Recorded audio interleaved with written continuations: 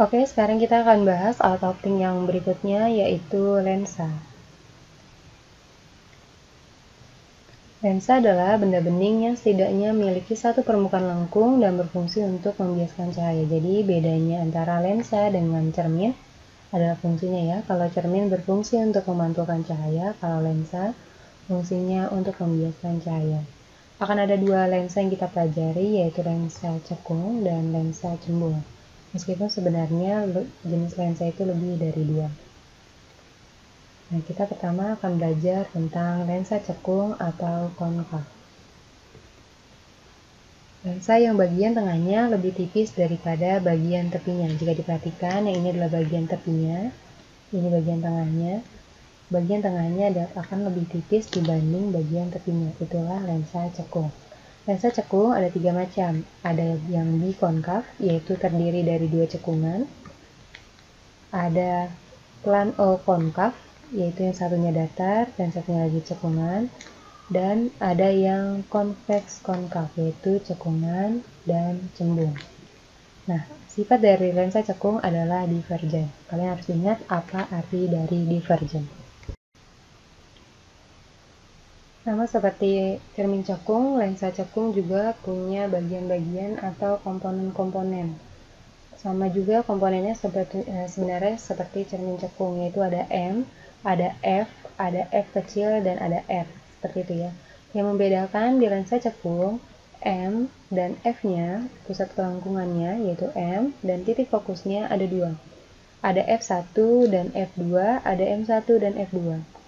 F1 dinamakan titik fokus aktif dan F2 adalah titik fokus pasif. Nah, membedakan mana yang aktif dan yang pasif bukan hanya berdasarkan nomor 1 dan 2-nya, tapi berdasarkan arah sumber cahaya. Jadi ketika cahayanya berasal dari kiri menuju ke kanan, maka F yang di sebelah kiri ini adalah F1. Tapi ketika cahayanya berasal dari kanan menuju ke kiri, maka F1-nya adalah di sebelah kanan, seperti itu. Nah, yang perlu diingat lagi adalah di sini nilai R akan sama dengan 2F. Seperti itu ya. Ya, berikutnya kita akan bahas sinar-sinar istimewa pada lensa cekung. Sama seperti cermin cekung, lensa cekung juga punya sinar-sinar istimewa. Ada 3 sinar istimewa pada lensa cekung. Kita bahas yang pertama. Sinar datang sejajar sumbu utama lensa seolah-olah dibiaskan dari titik fokus aktif F1 di depan lensa. Jadi ketika ada sinar yang datang sejajar sumbu utama warna merah ini ya, ini adalah sumbu utama, maka sinar tersebut akan dibiaskan seolah-olah berasal dari titik fokus F1. Harusnya kan seperti ini ya, sinarnya diteruskan seperti ini, tapi karena ini lensa cekung, maka sinarnya dibiaskan seperti ini. Nah, ketika kita sudah tarik garis lurus, sinar pembiasannya ternyata akan lurus di F1. Nah, itu berarti seolah-olah dibiaskan atau berasal dari titik fokus aktif atau F1. Kita ke sinar yang kedua. Sinar datang menuju titik fokus pasif atau F2 di belakang lensa akan dibiaskan sejajar sumbu utama. Jadi ketika ada sinar yang datang dan ketika kita tarik garis lurus sinar tersebut adalah lurus ke F2, maka sinar tersebut akan dibiaskan sejajar sumbu utama, lurus atau sama arahnya seperti sumbu utama. Sinar yang ketiga, sinar datang melalui pusat optik lensa atau O akan diteruskan tanpa dibiaskan. Jadi ketika ada sinar yang datang tepat di O, maka sinar tersebut akan diteruskan tanpa dibiaskan. Nah, dari ketiga sinar tersebut harus dihafal tiga-tiganya untuk bisa menentukan bagaimana terbentuknya bayangan pada lensa cekung. Oke, sekarang kita akan belajar pembentukan bayangan pada lensa cekung ya. Nah, di sini misalkan ada benda yang terletak di antara M1 dan F1. Oke, kita ingat tadi sinar yang pertama adalah sinar datang sejajar sumbu utama.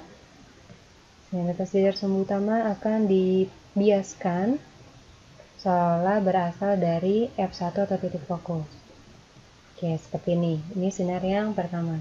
Sinar yang kedua, sinar yang datang seolah-olah menuju titik fokus pasif atau F2 akan dibiaskan sejajar sumbu utama, maka dibiaskannya seperti ini ya. Akan dibiaskan Nah, karena dia seolah datang ke arah F2, maka dibiaskannya sejajar sumbu utama. Kalau kita lihat di mana adanya perpotongan antara dua garis, nah ternyata perpotongannya adalah yang ini ya teman-teman. Jadi bayangannya terbentuknya di sini. Kayak gitu ya. Nah, kalau kita perhatikan, bayangan ini terbentuk karena perpanjangan dari sinar bias. Ini kan perpanjangan sinar bias nih ya, warna hijau ini. Nah, maka karena dari itu sifatnya maya. Lalu, dia tegak karena posisinya berada di atas sumbu utama. Ini kan sumbu utama ya. Dia ada di atasnya, maka sifatnya tegak. Dan kita lihat kalau secara ukurannya, dia lebih kecil dibanding bendanya. Maka sifat bayangan yang terbentuk adalah diperkecil. Seperti itu. Nah, tadi kan ada 3 sinar, sedang kita cuma baru pakai 2 sinar. Jadi seperti itu ya teman-teman. Untuk menggambarkan bayangan, teman-teman hanya butuh 2 dari 3 sinar yang ada. Nah, untungnya untuk lensa cekung, dimanapun bendanya berada, sifat bayangannya akan selalu maya, tegak, dan diperkecil.